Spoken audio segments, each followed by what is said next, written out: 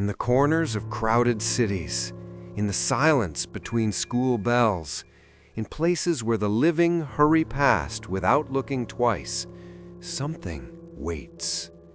You've entered Ghosts of Asia, where old spirits walk modern streets, and the past is never buried deep enough.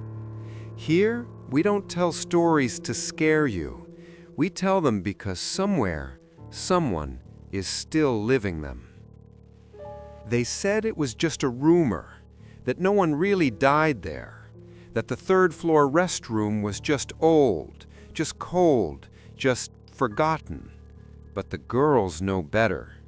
They know to hold their breath when they pass the last stall. They know not to speak her name because she listens. And above all, they know never, ever to knock. This is a story about silence, shame, and what happens when the forgotten refuse to stay forgotten. It's not just a haunting, it's a memory that fights to be remembered. Elina Kamal wasn't superstitious. She didn't believe in ghosts, didn't follow online creepypasta stories, and never watched horror films unless someone dragged her into the theater. Even then, she'd spend the entire movie rationalizing each jump scare. The wind, a trick of light, a perfectly timed sound effect. So when she took the position as the new school counselor at Sri Malagai Secondary, she wasn't thinking about what might be hiding in the walls. She was thinking about her new start. The school was tucked away in a quiet residential suburb of Kuala Lumpur, nestled between rows of dusty rain trees and half-empty mini-marts. On the surface, it looked like every other elite private school Elina had passed on her way in from the airport, polished, guarded, and polite to a fault. But from the moment she stepped onto the third floor, something felt off. It wasn't something she could name, just the flicker in the corner of her eye, a tension in her shoulders, a strange hush in the air. The third-floor girls' bathroom.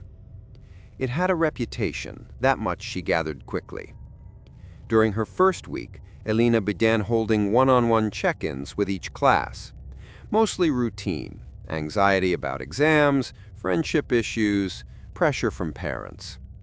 But when she met with the Year 10 students, she noticed a pattern. Whenever a student mentioned the girls' restroom, they lowered their voices, avoided eye contact, changed the subject. One girl, Nadira, a quiet student with glasses and perfect attendance, had an odd habit. She refused to use any school bathroom at all. When she gently asked why, the girl stiffened. "I hold it until I get home." "But what if you really need to go?" A pause. "I never go near the third-floor one. Not anymore." "Why?" "Because someone's still in the last stall." That same afternoon, Elina decided to check it out for herself. The third-floor girls' bathroom was tucked between two unmarked doors, old utility closets maybe, and the lights in the hallway just outside flickered once as she approached. The air smelled faintly of detergent and mold. She pushed the door open. It looked like any other school bathroom. Cracked tiles, dull mirrors, the constant dripping of a faucet someone forgot to tighten. 4 stalls, 1 broken soap dispenser. But she noticed something immediately. The last stall, the one closest to the wall, was closed. The others stood open, clean and empty. But that one was shut tight. She waited for a moment, listening. No sound. She bent down and looked under the stall door. Nothing. No feet, just shadow. Still, something about it made her skin crawl. Elina stood upright and knocked, just once, out of reflex. "Knock, knock." No reply. She turned and left, telling herself it was just a jammed door. The next morning, a note appeared in her office. No envelope, no name, just a folded piece of lined paper slid under the door. The handwriting was small, tight, almost angry. Don't knock on her door. She hates it when you knock. She tried brushing it off as a prank, maybe a student playing games, maybe an older teacher with a twisted sense of humor. But when she checked the hallway security cameras, her stomach turned. The footage showed her walking to the restroom, stopping at the door, pushing it open, and then, for exactly 1 second, a figure behind her, just barely visible, a blur, pale, hair hanging in front of the face, standing right behind her shoulder. Then gone. The system glitched, cut to static, then resumed, normal. That night, Elena had trouble sleeping. She kept replaying the footage in her mind, frame by frame. She hadn't felt anything behind her, no breath on her neck, no movement, nothing. And yet, there had been a moment. When she looked in the restroom mirror that day, hadn't she felt like someone else was staring back? She told herself it was fatigue, new job, new place, probably just her nerves. But by the end of her second week, a pattern began to emerge. The rumors weren't just student gossip. Teachers avoided the third-floor restroom too. When Elena casually brought it up in the staff room as a joke, the room fell silent.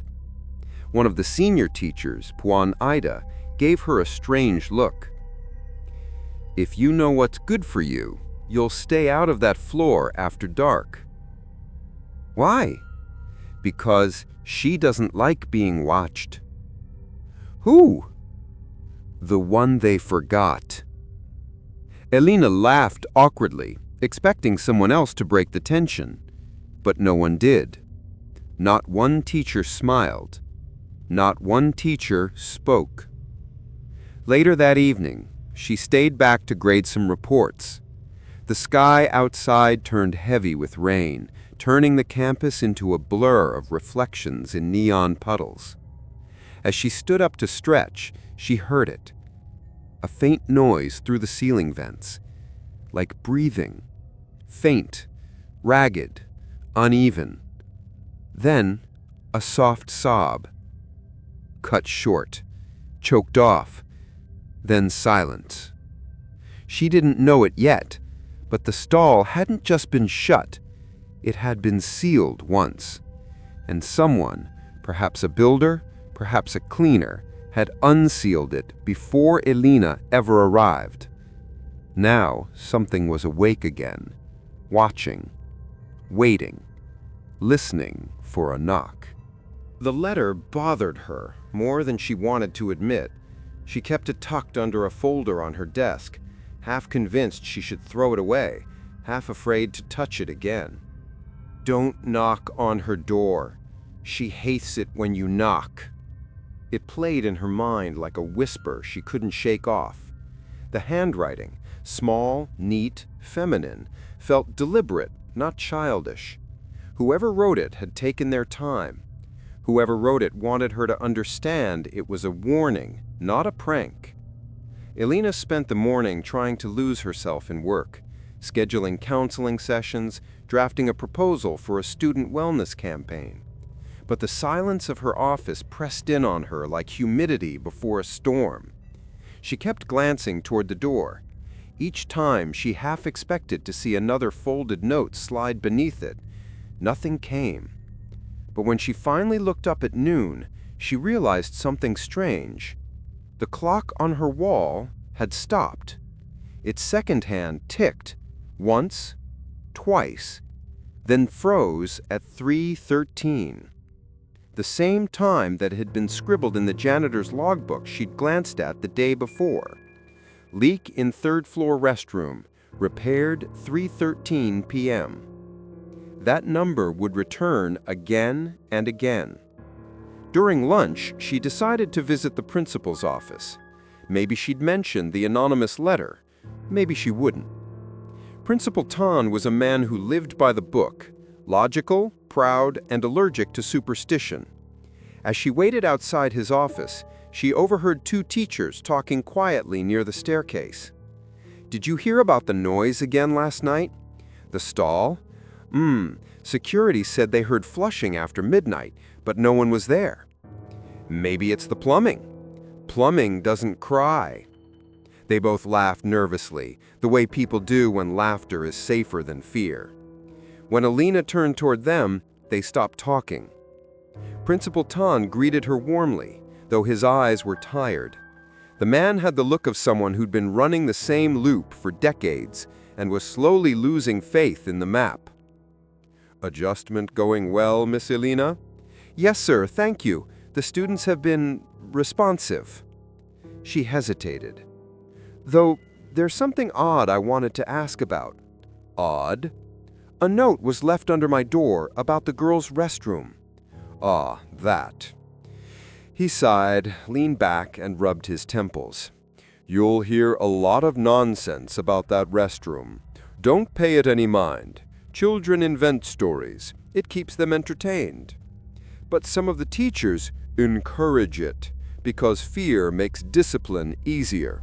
There's no ghost, Miss Alina, only gossip." She nodded, though she wasn't convinced. "Still, perhaps it's worth checking security footage. Someone could be harassing the girls." Principal Tan frowned. "Footage?" He pressed a button on his desk intercom. "Pak Raim, could you bring me last night's CCTV from the third-floor corridor?" The guard, a man in his 60s, arrived 10 minutes later holding a flash drive. His expression was uneasy. "Sir, you sure you want to see that again?" he asked softly. "Again?" Alina looked between them. "What do you mean, again?" Tan didn't answer. He plugged in the drive, opened the file, and clicked play. The footage was time-stamped 03:12:46 a.m. The corridor was empty, just dim light and tiled floors. Then a shape appeared from the left edge of the frame. Someone small, female, in a school uniform. She walked slowly, her head bent, hair covering her face. She didn't walk, she dragged her feet, as if every step was heavy. She reached the restroom door, stopped, then turned, as if she was looking directly into the camera.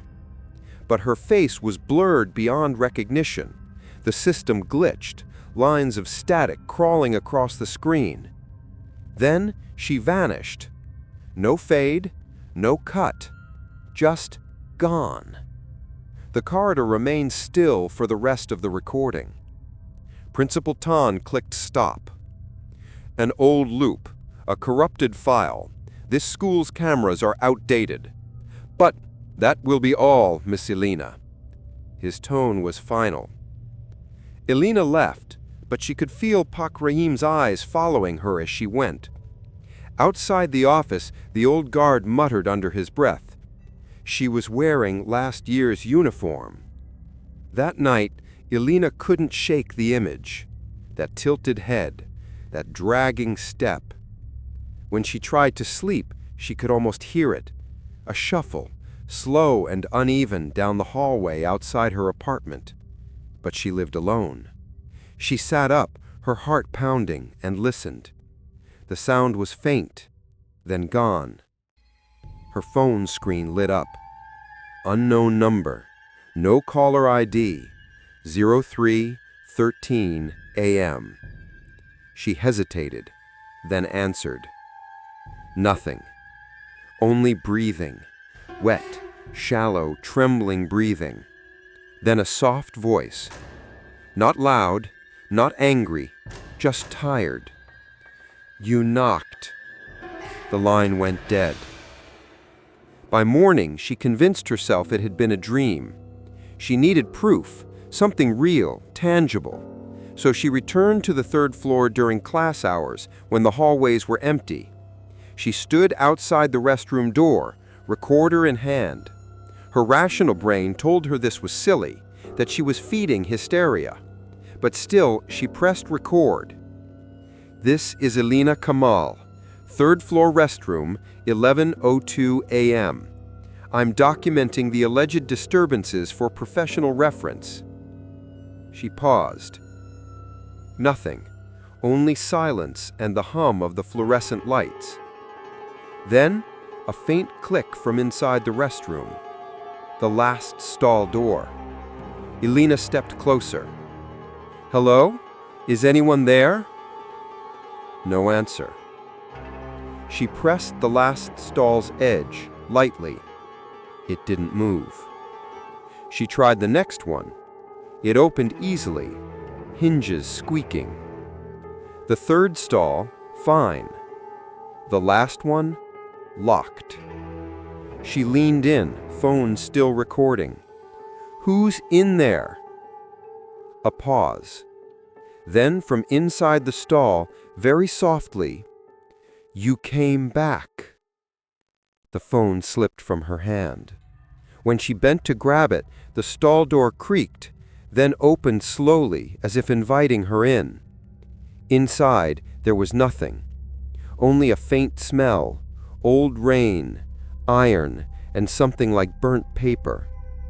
Elena looked down. In the corner of the stall, etched faintly into the tile, were letters carved by nail fingers. She's still here. Elena backed out slowly, shaking, and slammed the restroom door behind her. Her recorder was still running. She replayed the file later that night. It captured her footsteps, her voice, the door creaking open. Then, an extra whisper. A second voice overlapping her own. I never left. When she showed the clip to Principal Tom the next day, he deleted it from her phone. We do not spread these things, you understand? But it's proof. Enough. Do you want the parents to panic, to withdraw their children? You're an educated woman, Miss Elena. Don't play into their superstitions. Then explain the voice. He looked at her for a long moment. Then he said quietly, almost pleading, there was no voice. That night, Elena sat alone in her apartment, staring at her phone. Her contact list flickered. Her wallpaper distorted for a split second, like static over glass.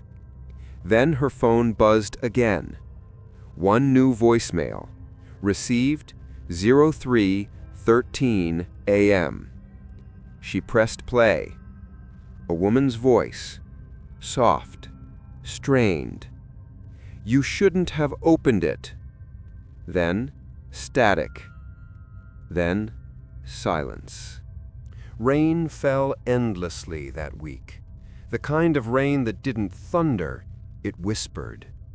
A steady drizzle that crept into every corner of the school, softening footsteps, swallowing voices, making everything feel smaller.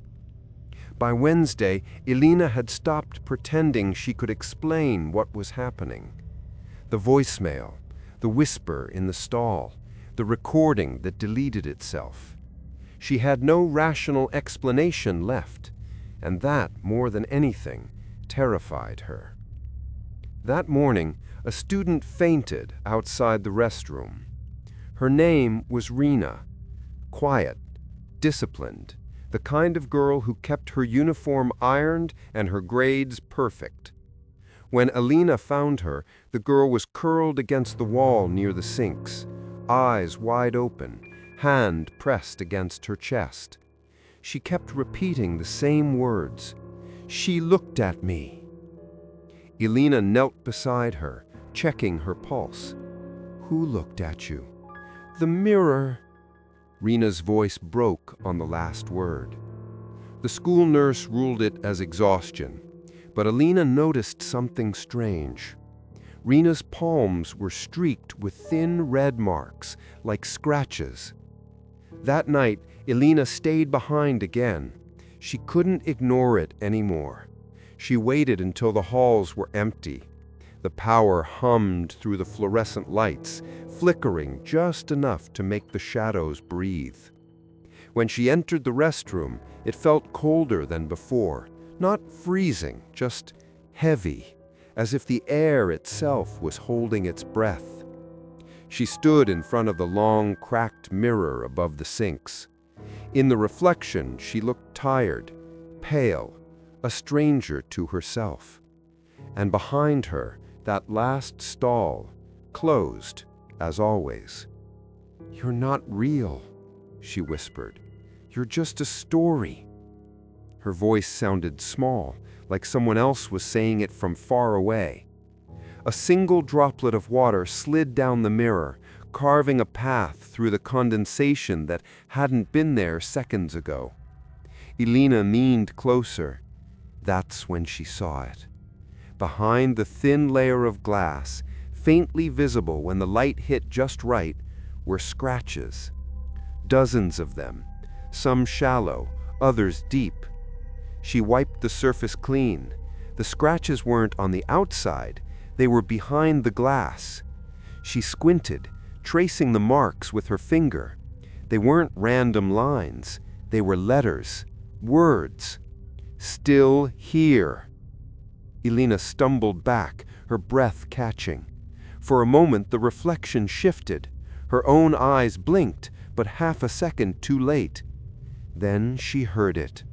The faintest sound, coming from the stall. A scrape, like nails dragging against tile. Her phone buzzed. Unknown number, calling. The same time, 3:13 p.m. She stared at the screen, frozen. This wasn't midnight horror. This was daylight. Class was still in session. She answered, static. Then, faintly, "Don't look in the mirror." She dropped the phone.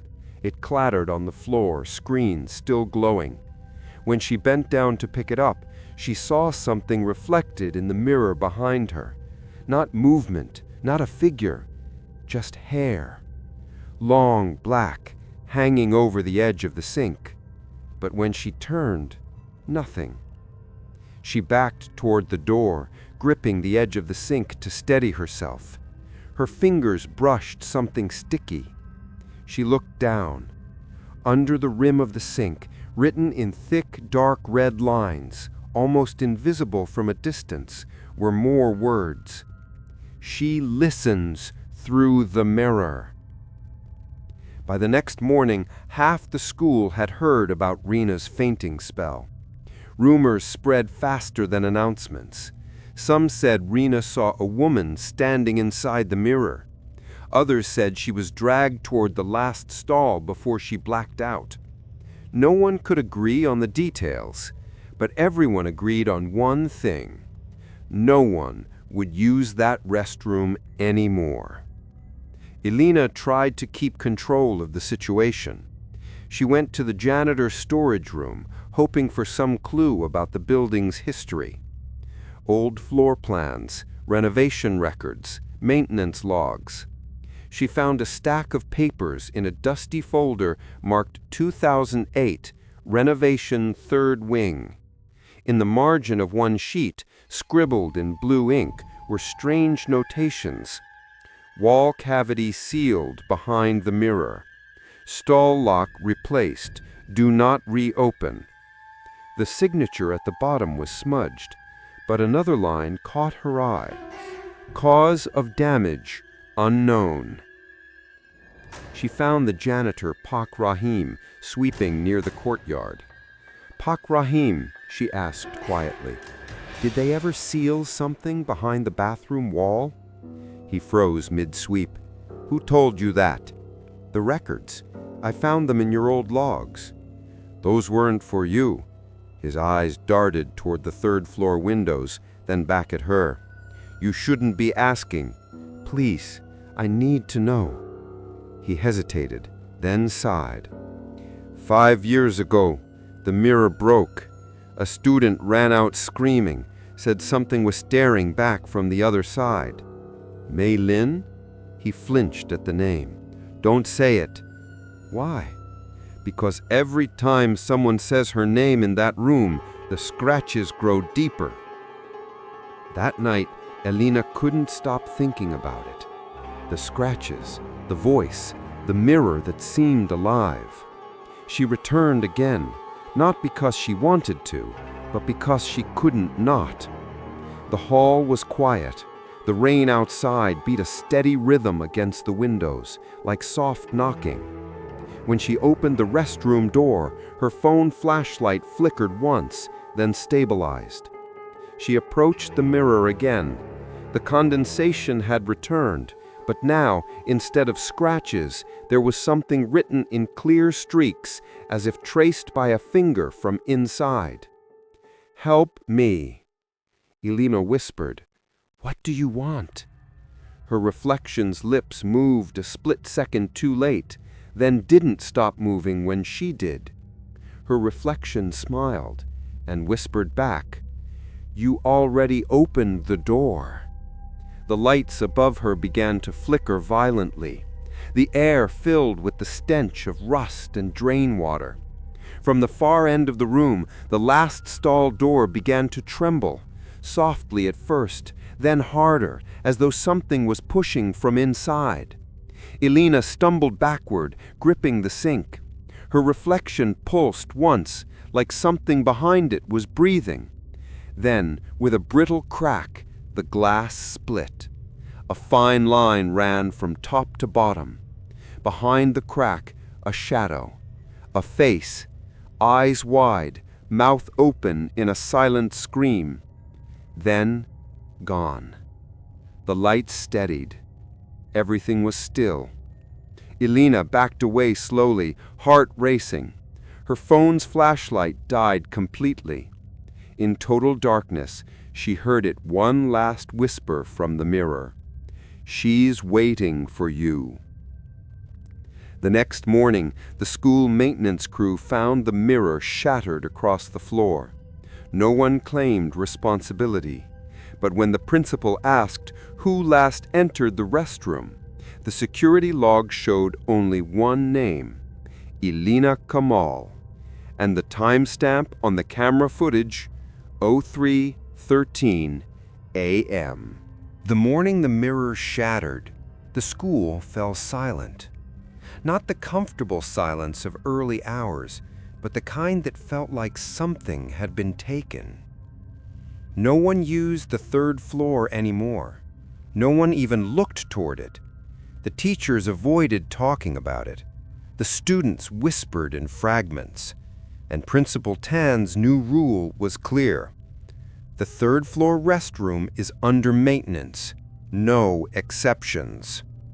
But rumors don't care about rules. They crawl beneath doors and through vents, whispered from locker to locker, until they become something living. And by that afternoon, one name had begun to circulate again, softly, cautiously, like the rustle of paper in a quiet church. Mei Lin. Elena first heard the name during a counseling session. A group of Year 11 girls had requested to meet her privately. They sat in a tight row on the couch, pale and restless, fingers nervously tugging at their sleeves. "Miss Elena," one began, "we know who she is." "Who?" "The girl in the stall." Elena leaned forward. "You've seen her?" "No," another girl whispered, "but our seniors did, years ago." "Tell me." They told her the story in fragments, the way all ghost stories survive, half memory, half fear. 5 years ago, a transfer student from Ipoh joined the school mid-term. Her name was Mei-Lin Wong. Quiet, thin, always wore her hair tied low, her uniform perfectly neat. She barely spoke to anyone. Teachers praised her handwriting, her obedience, her silence, but the students noticed other things. How she never looked people in the eye, how she flinched when someone laughed too loudly, how she always stayed behind after class, cleaning her desk. And then, one day, she stopped showing up. It was the following Monday that the janitor found her. The story was never officially confirmed, but everyone knew. The last stall on the 3rd floor, door locked from the inside, her body leaning against it as if she'd fallen asleep there. No note, no explanation, just a plastic lunchbox beside her and a small crack on the mirror. The school covered it up quickly. A transfer, they said. Her parents requested it. No one to blame. But the girls remembered. They remembered the smell that lingered in the corridor for days, metallic and sour. They remembered the sound of water running all night, though the pipes were shut off. They remembered a teacher crying quietly in the staff room.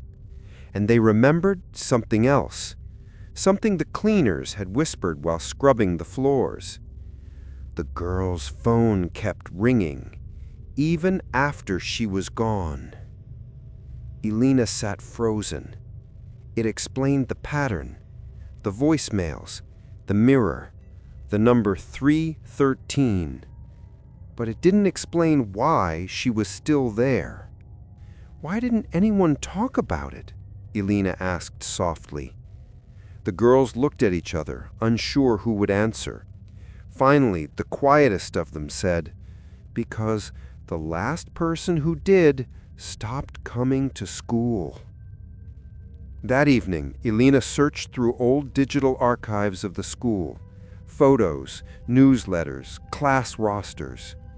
No mention of Mei Lin Wang, no student ID, no record of withdrawal. It was as if she never existed. But Elena noticed a blank spot in a group photo from 5 years ago, a gap between 2 students, a chair left empty. When she zoomed in, she could almost see it, faint traces of an outline, a shape erased clumsily, a smudge of long dark hair against the backdrop. At midnight, Elena's phone buzzed again.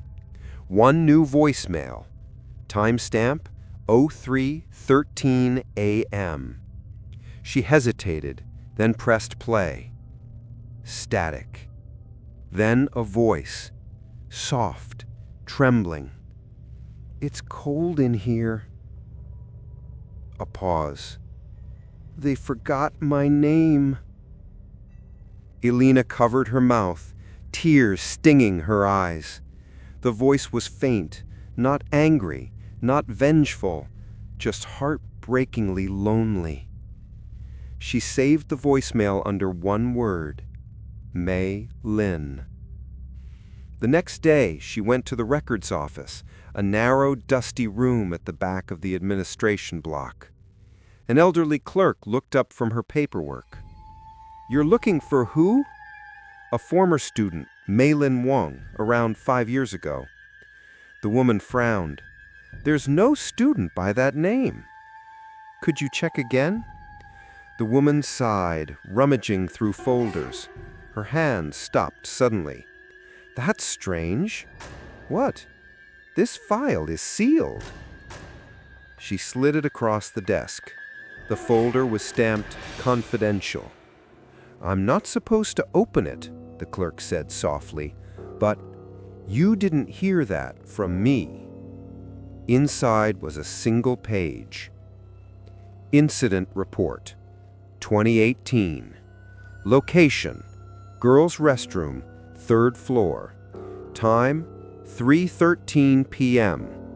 Details, found unresponsive, pronounced dead on arrival. Cause of death, undetermined. At the bottom, in handwriting barely legible, her mouth was full of paper. That night, Elena dreamed of a bathroom stall, flooded in blue light, a girl sitting on the floor, her face hidden by her hair. In her hands, a crumpled note, soaked through. When Elena bent to read it, she saw the words, "You heard me. Don't stop listening." She woke up gasping, her phone vibrating beside her pillow. 03:13 a.m. Another voicemail.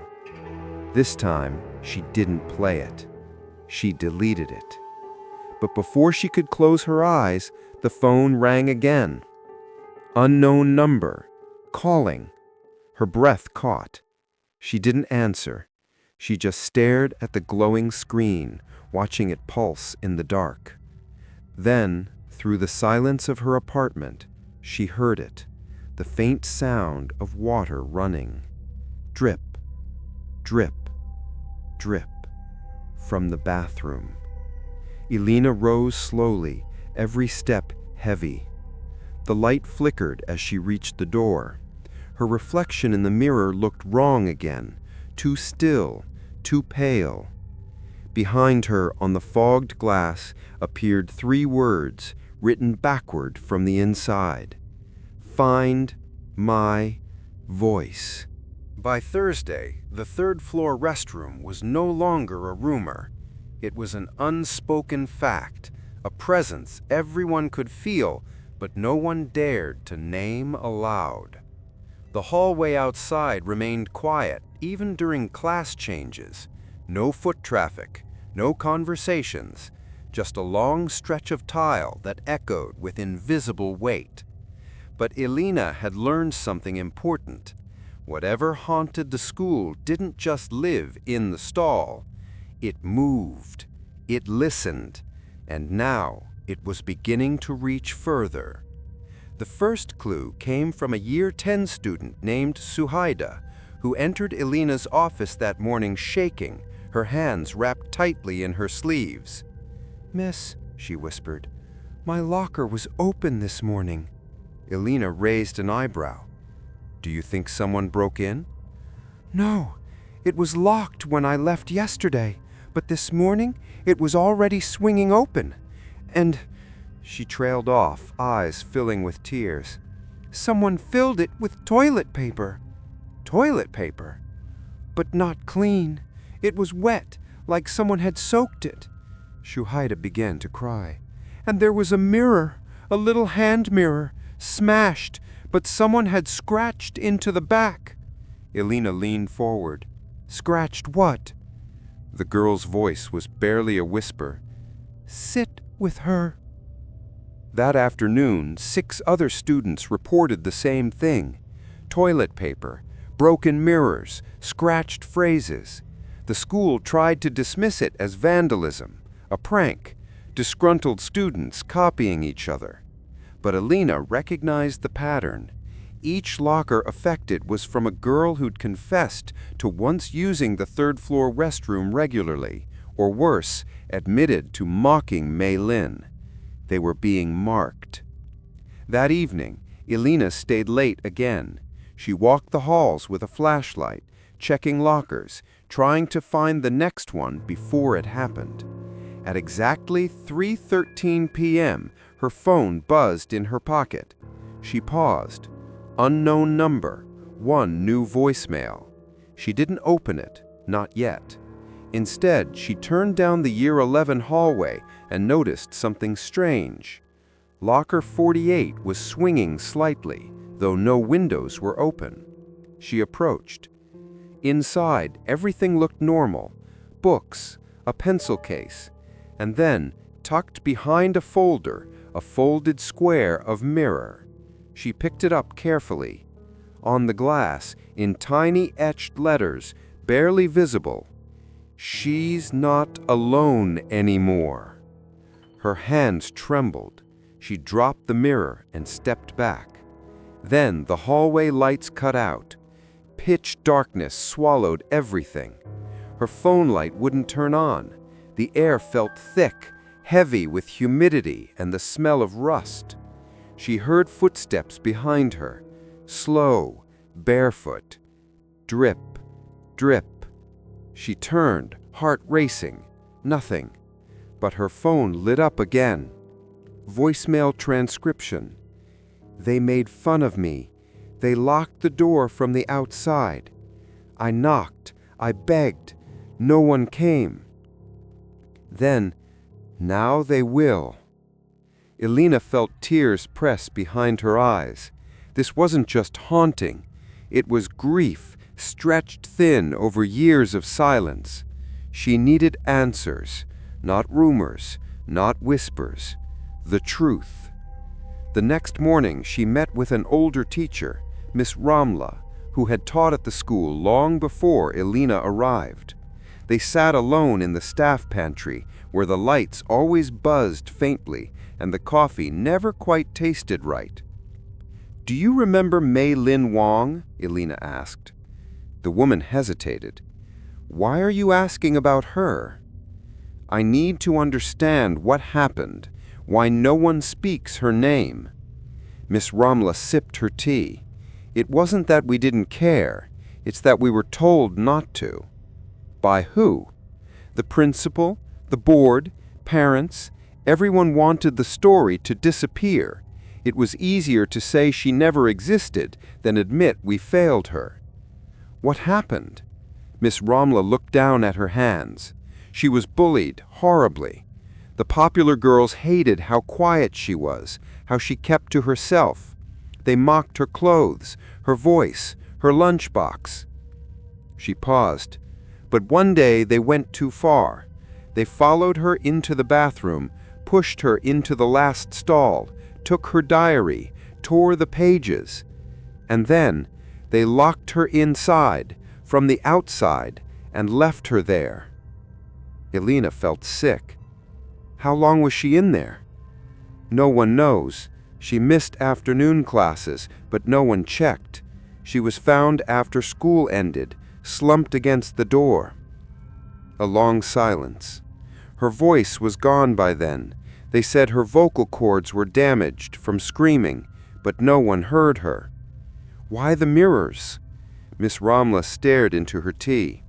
"We think she scratched the glass trying to get someone's attention, or maybe to write a message." "Was there one?" She nodded slowly. It said, "Listen to me."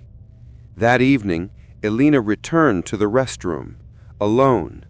The mirror had been replaced, a new one, spotless, without a crack. But it felt wrong, sterile, cold, as if the story was being erased again. She opened her notebook and wrote one word with red ink across the page: Mei Lin. She folded the page and slid it into the sink's drawer below, a small offering, a name remembered. That night, her voicemail came again, 03:13 a.m. She played it. This time, the voice was not trembling, not angry, but steady. "You're listening now." Then silence. Then, "The others must confess." By the end of the week, 6 more lockers were found vandalized, each left with the same scratched message: "Sit with her." No one understood what it meant, but Elena had begun to suspect.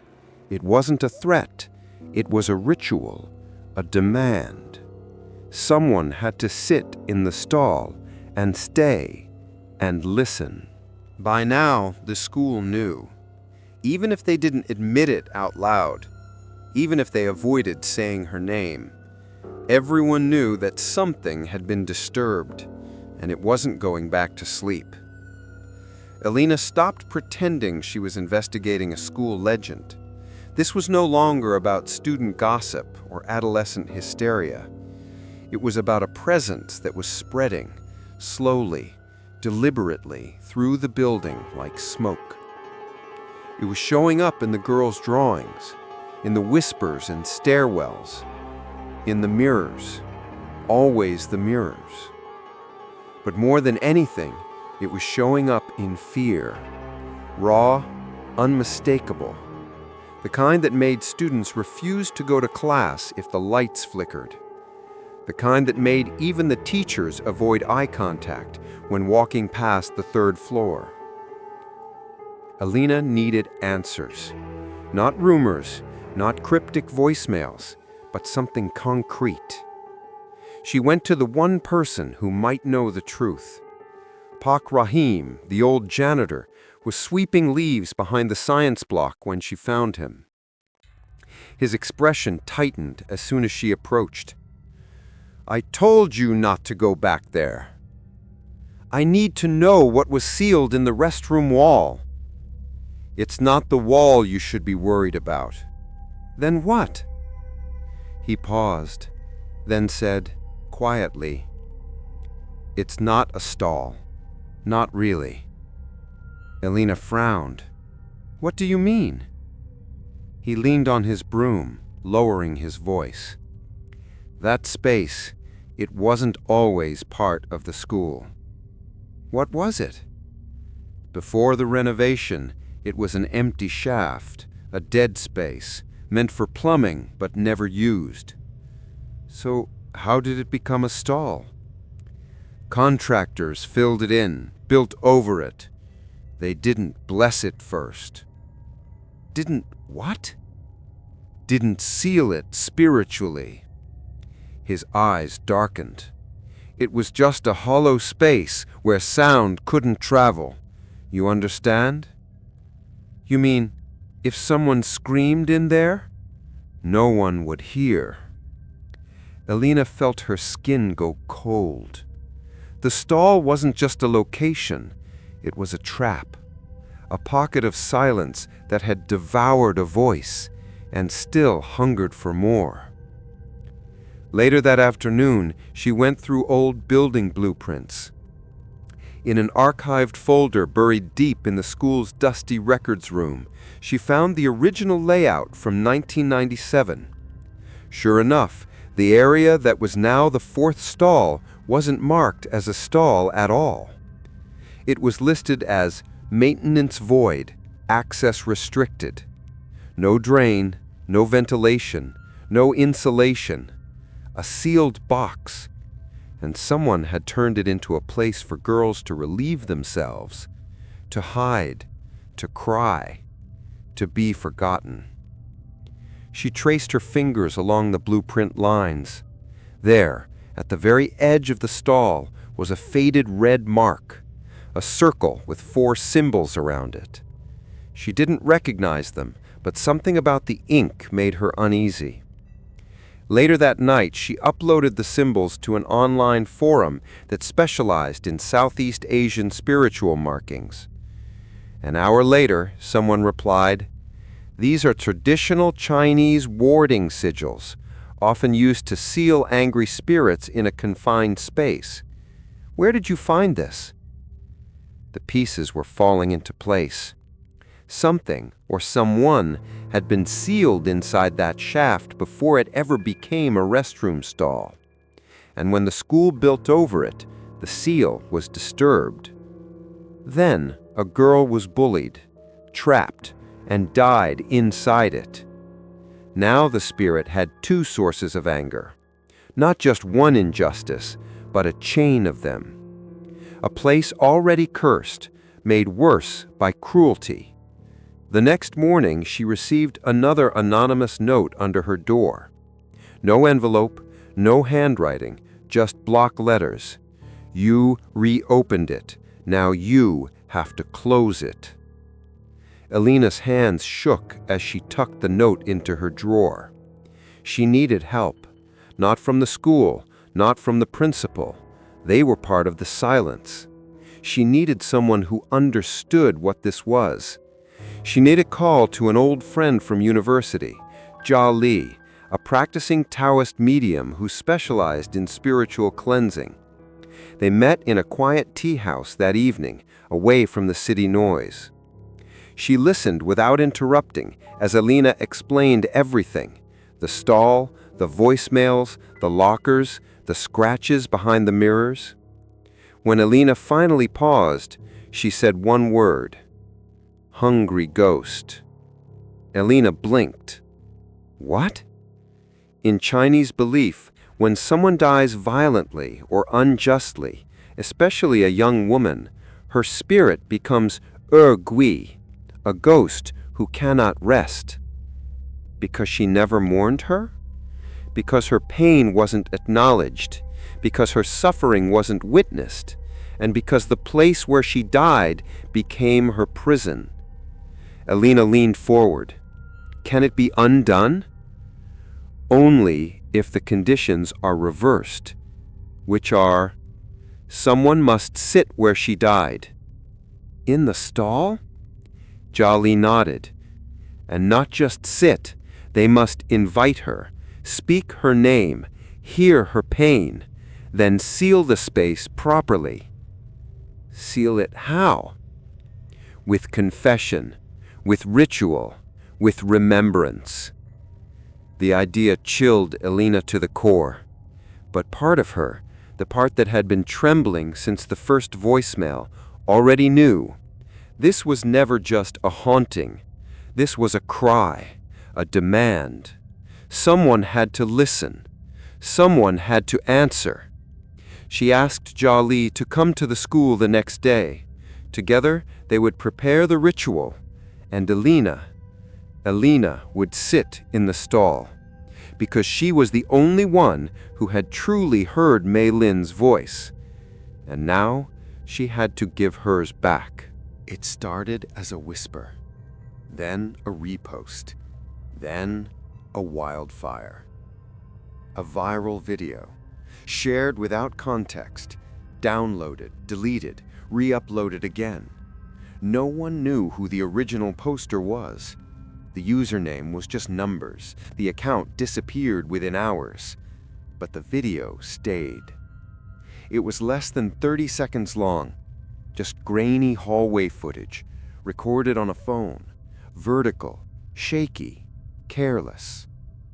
The caption read, "Sri Maligay girls' toilet? Something moved?" The video opens with a group of giggling students standing at the end of the third-floor hallway. They dare each other to go near the door. One of them, a girl with long hair tied in a high ponytail, walks forward, camera in hand, narrating in a half-mocking tone. "Let's go say hi to Kak Mei Lin." Her friends laugh nervously in the background. She reaches the restroom door. It creaks open. The camera pans slowly across the sinks, the mirrors, the empty stalls. Then it stops. The last stall is closed. The girl leans in. "Hello, Miss Ghost?" She knocks once, twice. Nothing. She laughs. "Okay la, maybe she's camera shy." Suddenly, the stall door swings open.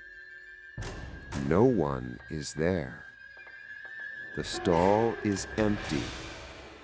Just a slow gust of wind that shouldn't exist in a sealed building.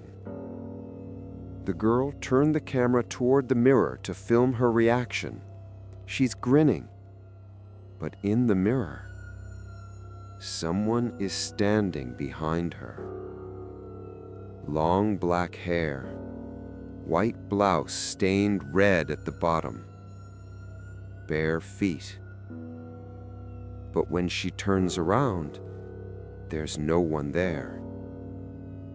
The mirror glitches, the reflection flickers, then cuts to black.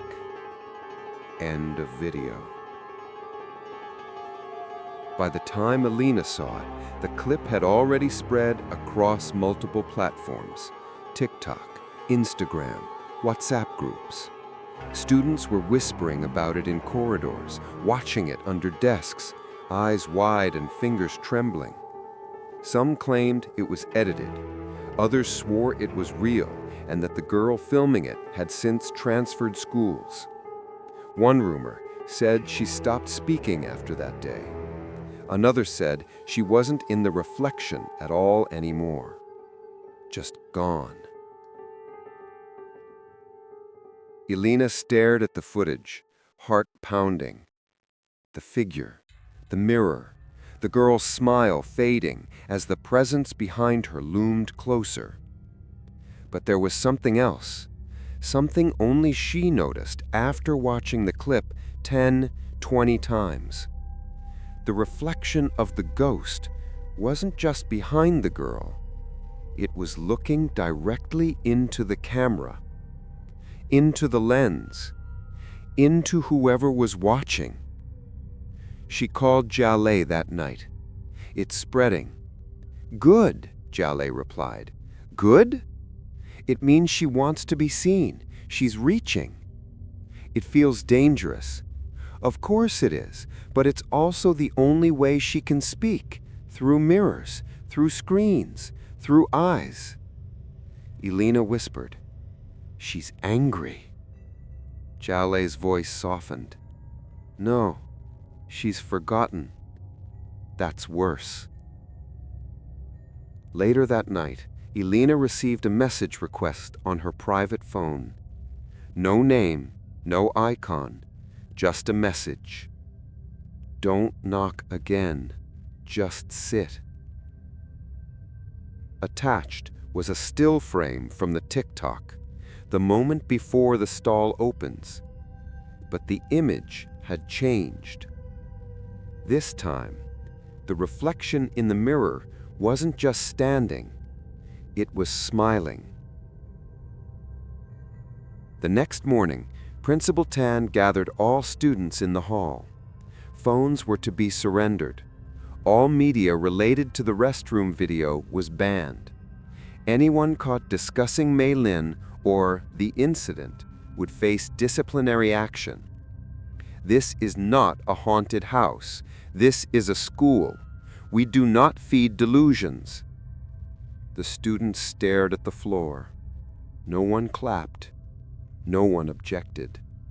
They knew it was too late. The video was everywhere.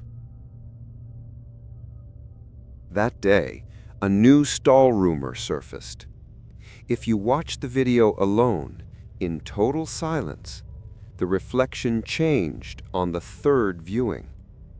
On the third time, the girl's smile vanished completely, and a voice could be heard not through speakers, but in the room with you. A whisper, "See me." At 3:13 p.m., Elena watched the video again, alone. The moment the stall door creaked open, her lights flickered, the temperature in her office dropped. The reflection in the mirror stared back and whispered, "Come sit, or I'll come to you." She closed the video. Her phone screen turned black.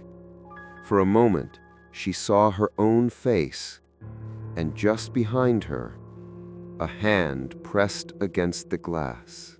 The school was unraveling.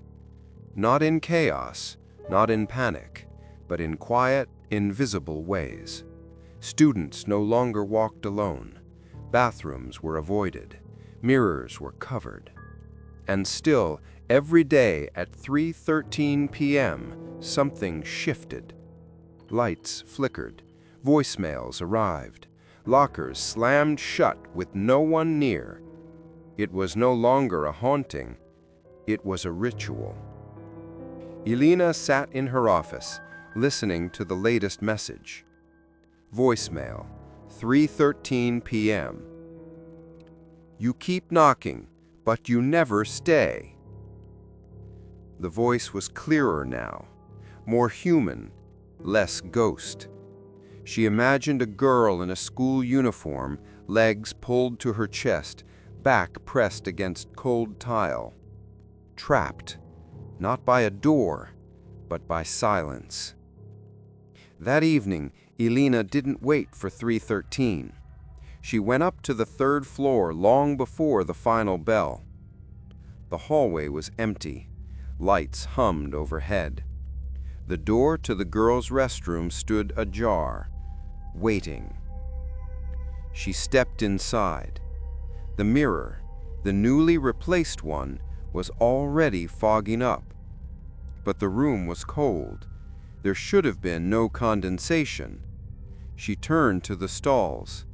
1, 2, 3, and then the fourth, closed as always. She took a deep breath and knocked. Knock, knock. Nothing. Then a whisper. Don't. The voice came from nowhere, everywhere. Elena whispered, I just want to talk. A pause. Then the door clicked, unlocked itself, slowly creaked open. Inside there was only darkness. No light reached into the stall, as if it were a different place entirely. But on the floor, etched into the tile in dried red lines, she hates when you knock. Elena stepped back. The door began to shut on its own. And then the mirror behind her shattered. She screamed, shielding her face. Shards rained down, catching the fluorescent light like falling stars. The glass didn't cut her, but every shard had something scratched into it. Words. Don't knock. She begged. You left her. Now she listens from the other side. Security rushed to the scene. Teachers, Principal Tan. But no one had an explanation. Tan looked at her with something like panic in his eyes. Why were you here? Elena didn't answer. She couldn't. Because even as the principal spoke, even as glass was swept and reports were filed, she could feel it. Someone was still watching. From the open stall. Waiting. That night, Elena met GLA again, in a cafe that smelled of incense and rain. It's not enough to investigate. You have to finish it. What do I do? Stop knocking. Then what? Sit. In the stall? Yes. Elena shivered. What happens if I do? She will show you.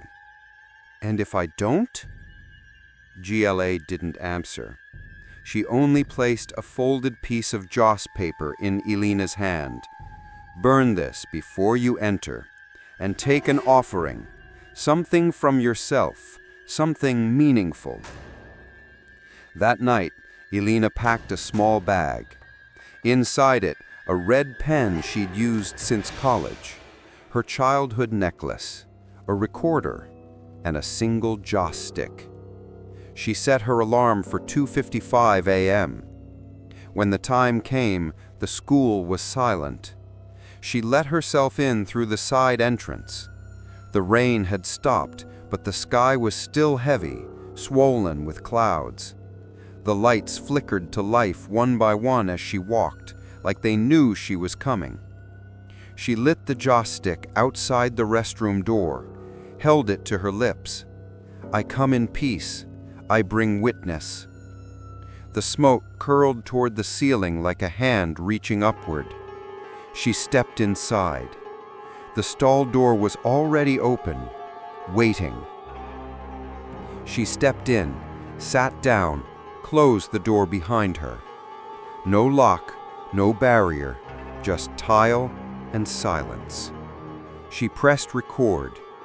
This is Elena Kamal. I'm here to listen. The moment she spoke, the air changed. Cold, dense, and then a breath beside her ear. I was here for 3 hours before they found me. I screamed until my throat tore. They flushed my diary. They laughed. I begged. No one came. The temperature dropped. Elena's breath fogged the air. The walls around her began to weep. Water leaked from nowhere, pooling at her feet. Her recorder glitched. Why did they leave me? Then softer. Will you? Elena whispered, no. And for a moment, the water stopped. From the corner of the stall, a shadow of a girl formed. She didn't move, didn't speak, just stood. Elena didn't flinch, didn't look away. She took out the necklace, placed it on the floor between them. "You're not forgotten." The girl tilted her head. A long silence. Then the faintest smile, and she stepped backward into the wall and was gone.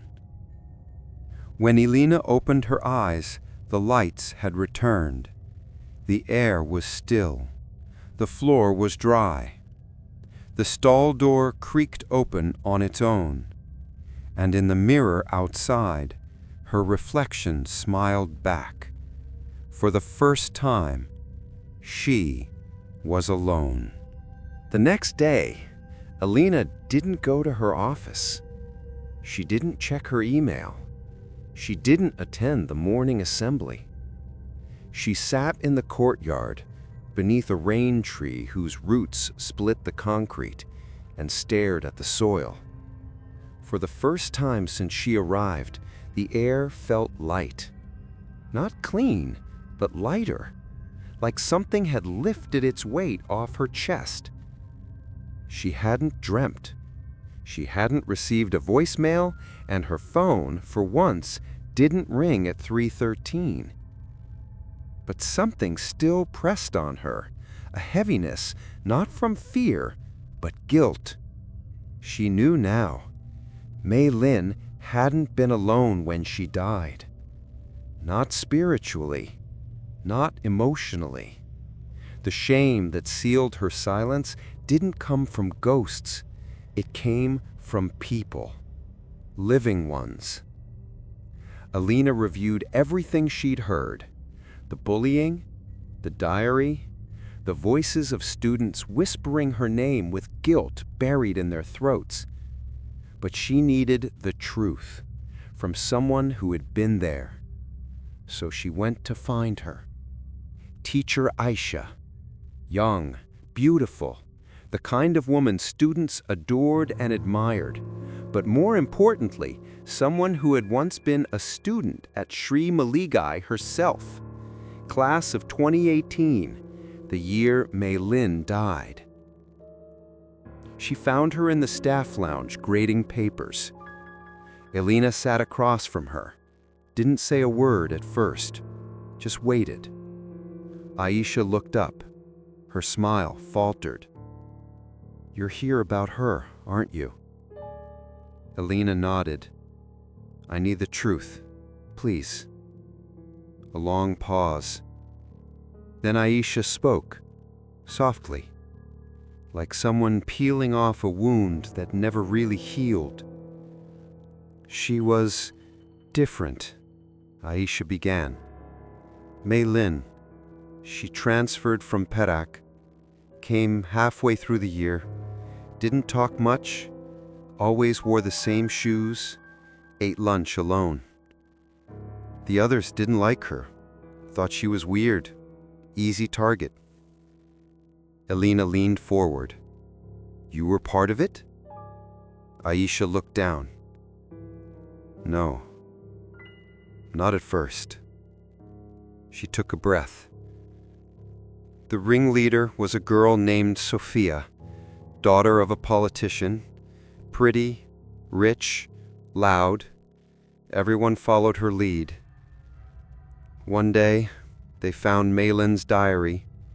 Stupidly, she'd left it in her locker. They read it out loud, during recess, in the canteen, called her names, laughed at how she wrote about wanting to disappear. And I laughed too. Her voice cracked. "I didn't want to, but I didn't want to be next. You know how teenage girls are, cruel in packs." After that, Mei Lin stopped coming to class on time, started skipping lunch. She shrank, quiet as a thread, until one day she didn't come out of the bathroom. Elena said nothing. She just listened. Aisha wiped her eyes. They locked her in, as a joke, poured water over the stall, stuffed her lunch into the toilet, called her ghost. They thought it was funny. When she stopped answering, they got scared and ran, left her there. She wasn't found until hours later. And even then, the school didn't want to admit what happened. Said it was stress, a personal matter. Said her parents took her back to Perak. They lied. I've carried it every day. Elena whispered. Why didn't you say anything? Because I was a coward. Because no one else did. Because if I told the truth, I'd have to face what I did. Silence stretched between them. Then Aisha pulled something from her purse, a folded paper, old, yellowing. She passed this to me once, before it happened. Elena unfolded it. Just 3 words, written in delicate slanted script. Will you stay? That night, Elena sat in her apartment, turning the paper over in her hands. Will you stay? The final question of a girl who had been left behind by everyone, not because they didn't hear her, but because they chose not to. At exactly 3:13 a.m., her phone rang. For the first time, Elena didn't hesitate. She answered, and heard it. Not a whisper, not a curse, not a plea, just a single sentence. Someone else must speak now. Then the call ended. The next day, Elena requested a student assembly. Principal Tan protested. Absolutely not. We don't bring this up. We've put that behind us. But Elena stood her ground. You didn't bury the past. You buried a girl, and now she's not resting. The assembly was held that afternoon. Hundreds of students sat cross-legged in the hall. Teachers lined the walls. The air was heavy, waiting. Elena stepped onto the stage, held the microphone, looked into the sea of young faces, and for the first time, she spoke the name out loud. Mei Lin Wang. A wave passed through the hall, soft gasps, shuffling, tension. 5 years ago, she was a student here. She died here. She was bullied. She was ignored. She cried behind a locked stall until she could no longer speak, and this school erased her. She paused, swallowed the weight in her throat. But I remember her now, and so will you. She stepped back, and to her surprise, Aisha stepped forward, trembling, holding that same piece of paper. She took the mic and said, I laughed at her pain. I did nothing when she begged. I helped bury her in silence, and I'm sorry. Her voice broke. I'm sorry, Mei Lin. I should have stayed. And for the first time in 5 years, the school was quiet, not from fear, but from mourning. That night, Elena waited. 3:13 a.m. Her phone stayed silent. No call, no voicemail. Just stillness, for the first time. In her dreams, she stood inside the stall again. But this time, the girl wasn't weeping. She was seated peacefully, cross-legged, a gentle glow around her. She looked up, smiled, and whispered, "Thank you." Then she vanished, not into darkness, but into light. For a while, it was quiet. The third-floor hallway returned to what it used to be, a corridor of lockers, laughter, and reluctant footsteps between classes. The stall remained closed, but the air around it no longer felt heavy. The mirror stayed unbroken. No voicemails arrived at 3:13. No whispers scratched beneath the tiles. It seemed over. But spirits don't fade with apologies alone. Not when rituals remain unfinished. Not when the dead were never properly honored. GLA returned to the school one last time. She walked through the gates with her bundle of incense, candles, and folded yellow paper like a priestess in denim. "You did well," she told Elena. "But words heal the living. The dead still need a door." "You mean a ritual?" GLA nodded. "A final one, a closing." "What happens if we don't?" She paused, then simply said, "She'll linger, not out of vengeance, but loneliness." That evening, the school was empty again, the halls dim. GLA stood before the restroom stall, drawing a chalk circle around the door. She placed the offerings carefully: a bundle of incense sticks, a red thread tied in a loose knot, a folded paper mirror, 3 coins. She turned to Elena. "You must not flush anything today, not even water. That's her channel, and if it's disturbed, the path will break." Elena nodded. "And whatever happens, don't step outside the circle."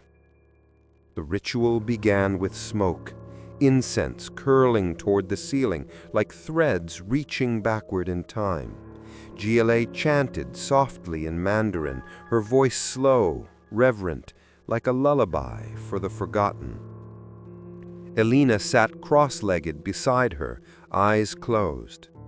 In the stillness, the air began to thicken. A low pressure pressed against their chests, like the weight of being watched from inside the stall.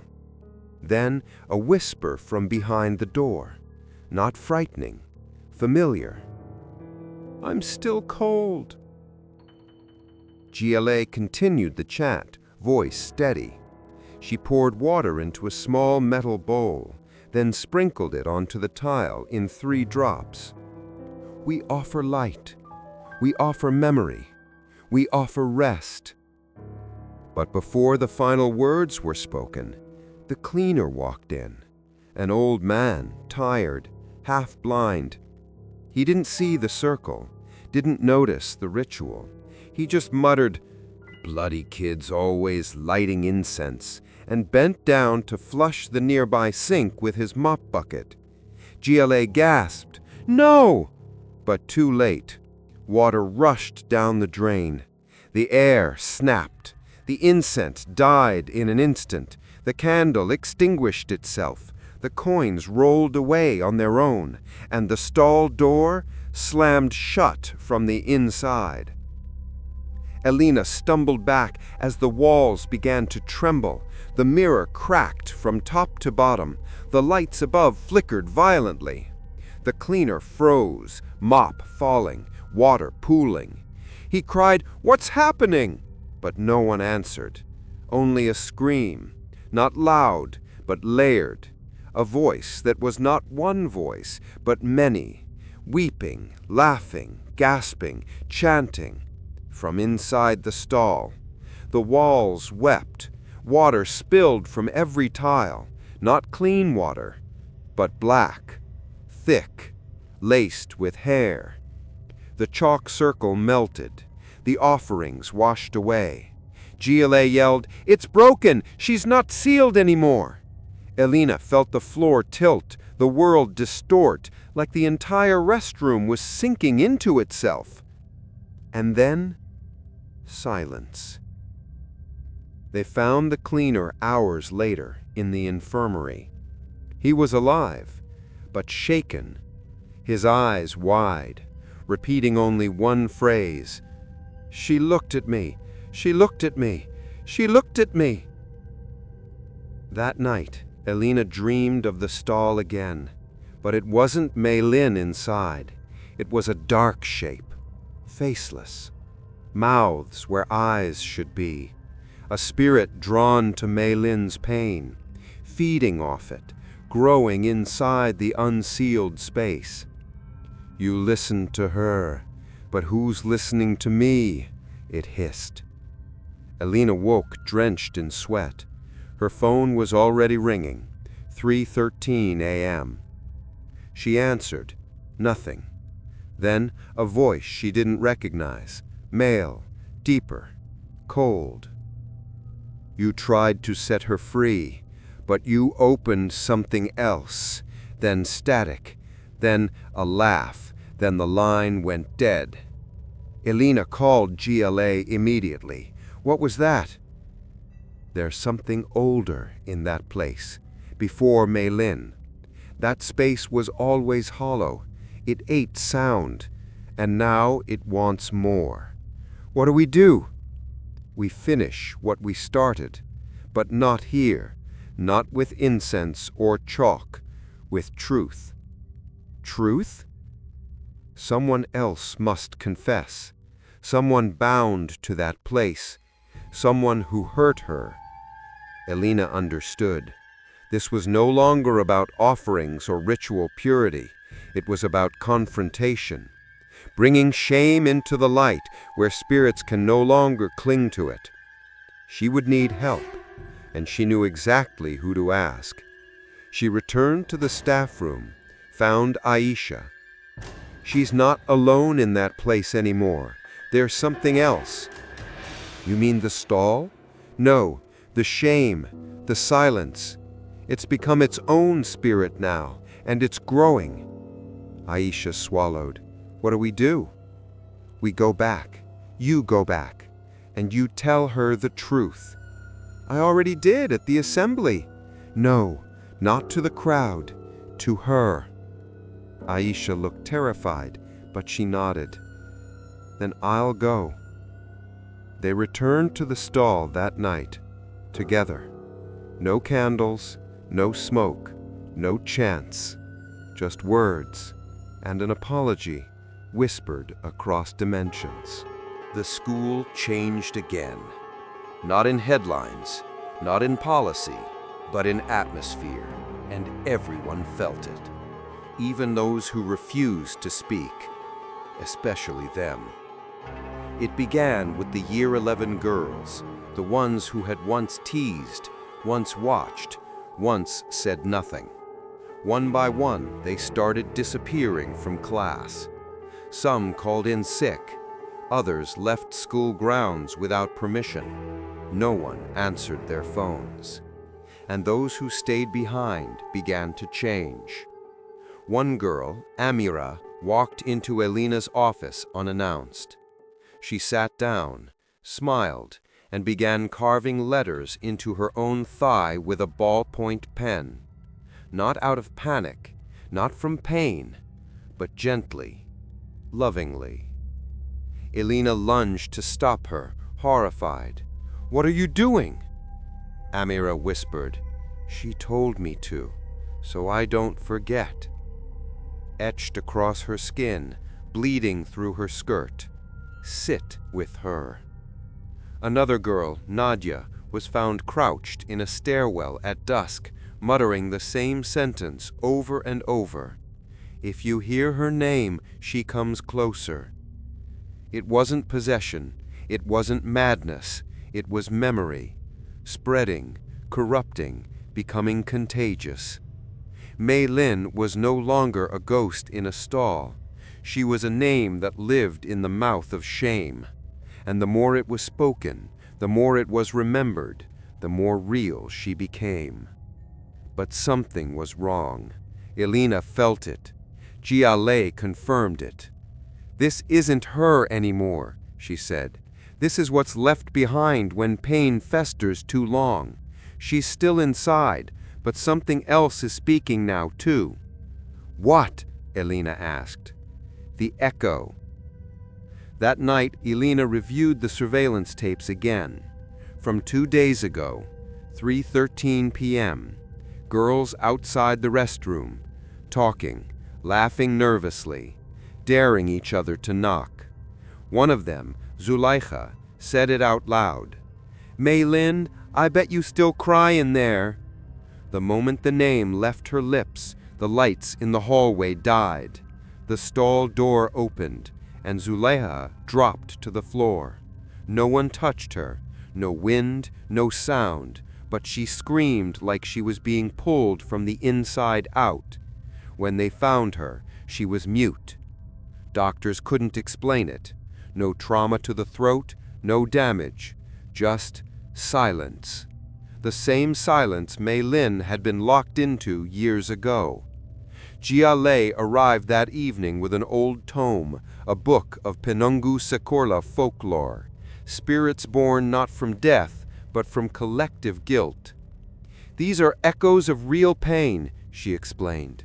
"They don't want revenge, they want acknowledgement. But the longer we delay, the more they twist." "So what happens to the girls?" Elena asked. "The ones who laughed, who watched, who whispered her name without remorse?" Jia didn't blink. "They'll become her." That night, another voicemail came. Different this time. Not a voice, but multiple, layered on top of each other. A chorus of girls weeping, then laughing, then weeping again. And in the background, almost drowned beneath the rest, Maylin's voice, barely audible. "You should have stopped them." Elena couldn't sleep. She stood in her kitchen, lights off, watching the city through the slats of her window blinds. And in the glass, faintly behind her, a reflection of a girl standing in a school uniform, hair over her face, head tilted slightly, watching, not accusing, not even angry, just waiting. The next day, 2 teachers resigned. One was found in the science lab at dawn, holding an old class photo. He claimed he saw someone appear in it overnight, a girl who had been erased, now smiling. The other teacher, Miss Sophia, a former prefect who once gave detention to Maylin for skipping class, left a note on her desk. It read, "She visits everyone who let her disappear." By week end, the list of students affected had grown. Some collapsed during roll call. Others wrote her name over and over during exams. One girl tried to drown herself in the janitor's mop bucket, claiming she could hear her voice in the water. The school was unraveling, not from outside pressure, but from inside guilt. Elena stood in the 3rd-floor hallway once more. The stall was closed, but something was different. She could hear breathing, dozens of breaths, shallow, heavy, coming from all directions, not haunting, just present, as if the hallway now housed the memory of every student who had ever walked past that stall in silence. She turned to face the mirror. In its fog, 3 words began to form, not scratched, not written, spoken. "She's not done." And Elena understood. The ritual wasn't over. The apology wasn't enough. The tears didn't matter. Not until someone truly took responsibility. Someone who had laughed, locked the door, destroyed her diary. Someone who needed to sit with her. Not to listen, but to confess. Aloud. In the darkness. To the girl who died unheard. The final act would not be sacred, not adorned in incense or echoing chants, not protected by salt or ancient sigils. It would be brutal, personal, real. Because what the spirit wanted, what it had always wanted, was truth, spoken aloud, inside the stall where her voice had died. That night, Elena unlocked the school herself.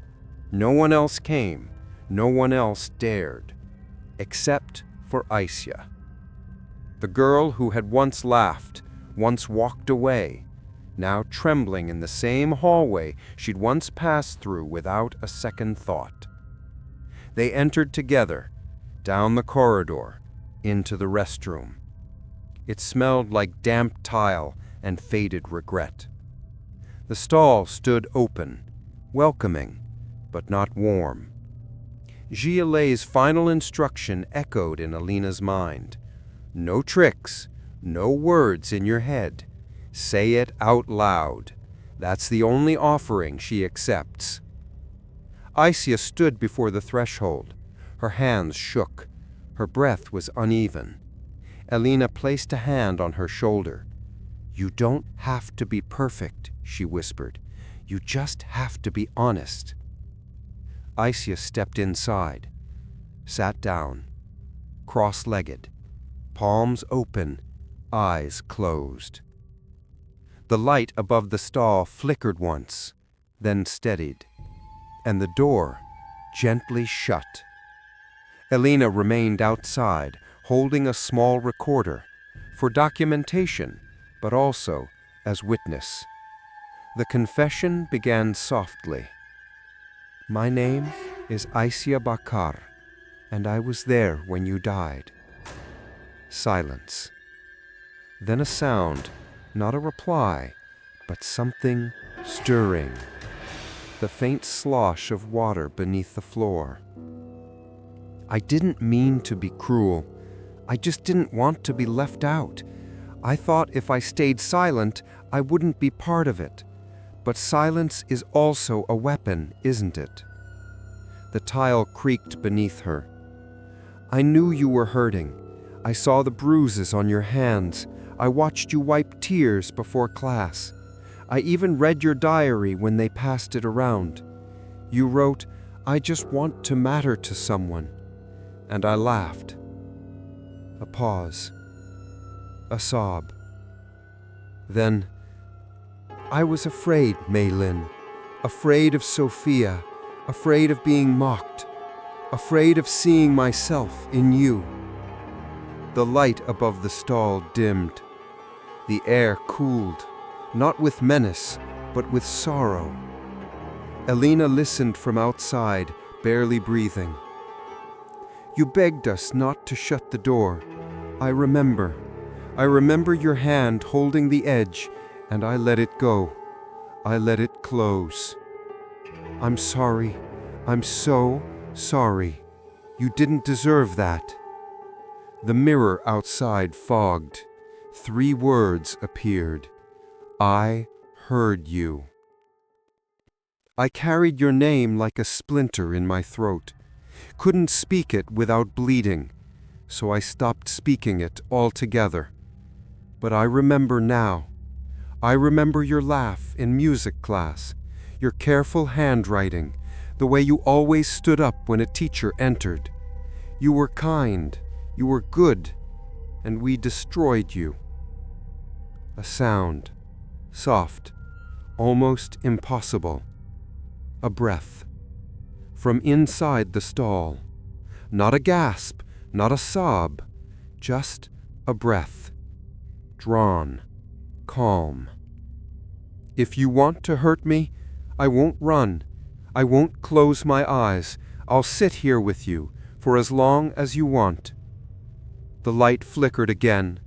The door creaked, but did not open. Not yet. Inside, Isia whispered one last sentence. "You can rest now. I'll carry your name, not as guilt, but as memory." The light steadied. The door unlocked, slowly. Alina opened it gently. Isia sat in the same position, tears drying on her cheeks. She looked up. "She's gone," she said. "No," Alina replied. "She's heard." The air was still, peaceful.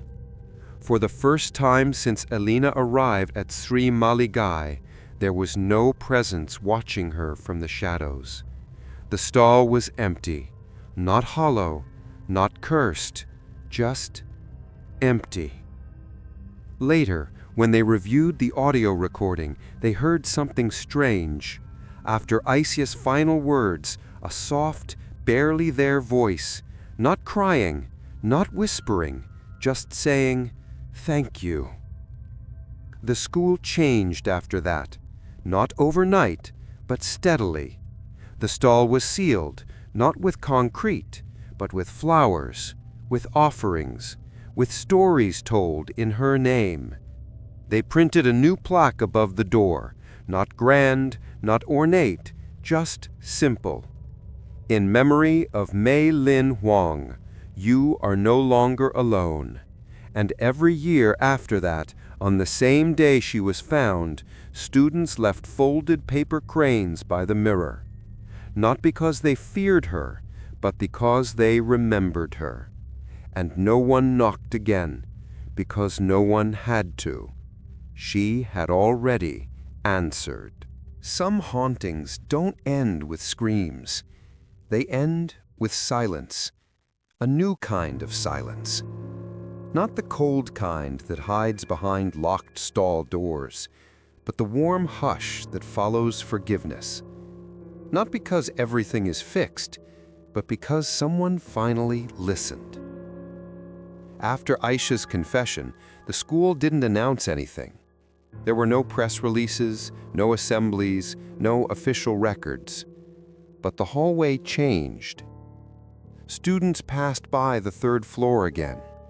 Not quickly, not without glancing, but no longer avoiding it. Some left folded notes on the floor. Others whispered apologies through the cracks in the wall. No one said her name in vain anymore. They said it with reverence. And for a time, it was enough. Elena stayed behind one evening, long after the last bell.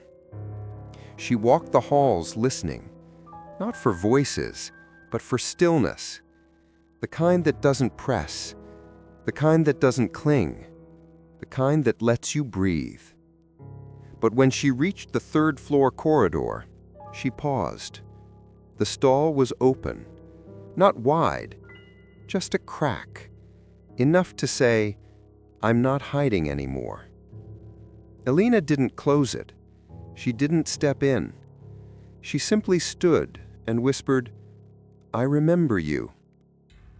The door didn't move. No shadows stirred.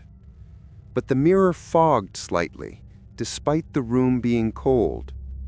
A message formed in the mist. Leave it open. Later that night, as she packed her bag to go home, her phone buzzed. Not at 3:13, earlier, just past midnight. No caller ID, no voicemail, just a notification. One new audio file, received via airdrop. She hadn't accepted any transfers. She opened it.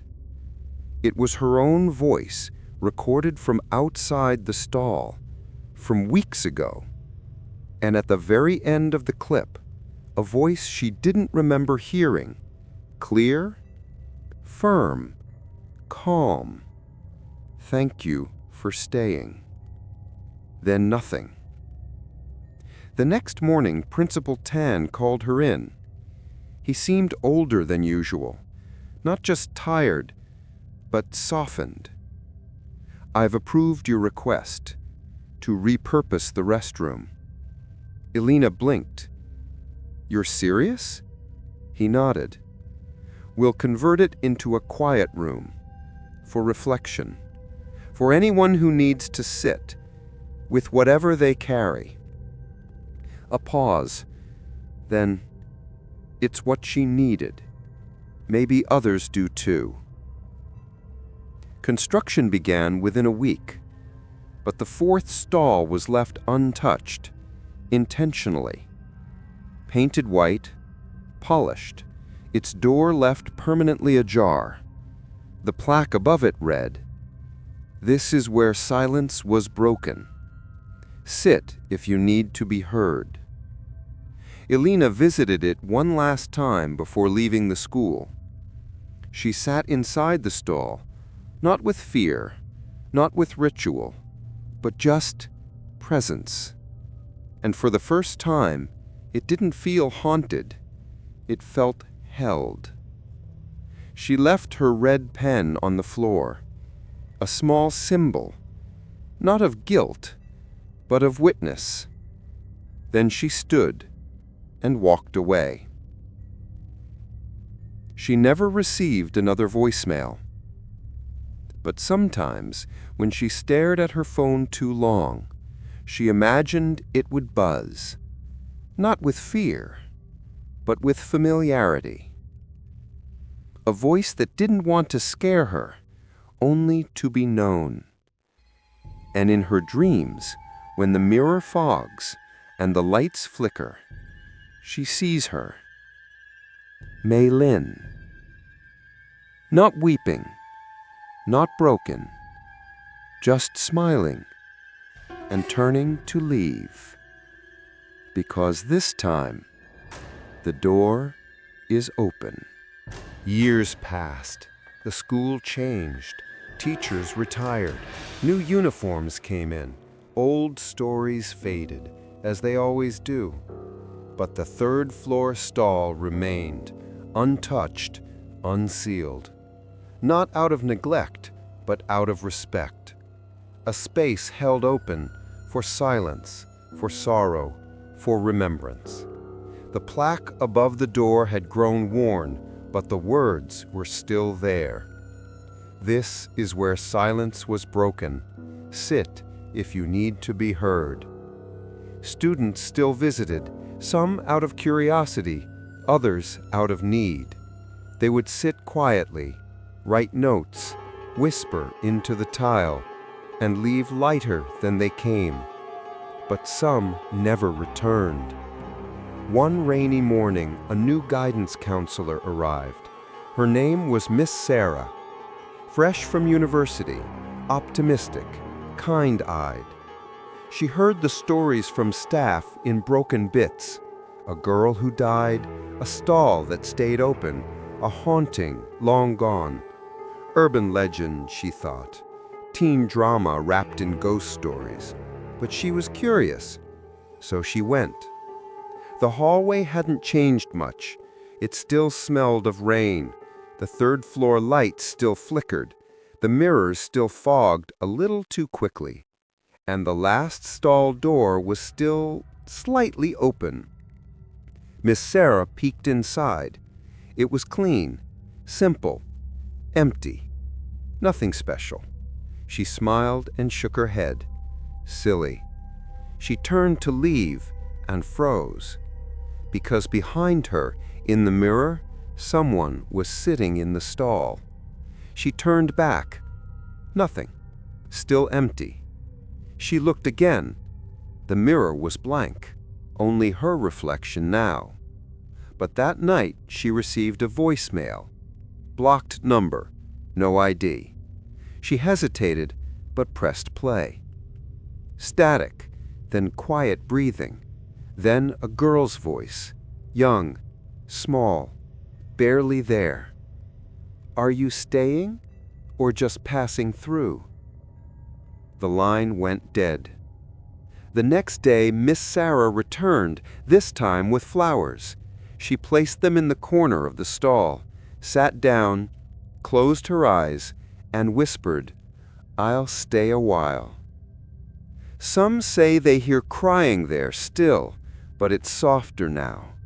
Not weeping, not angry, just someone remembering, someone finally being heard. The haunting never ended, but it changed.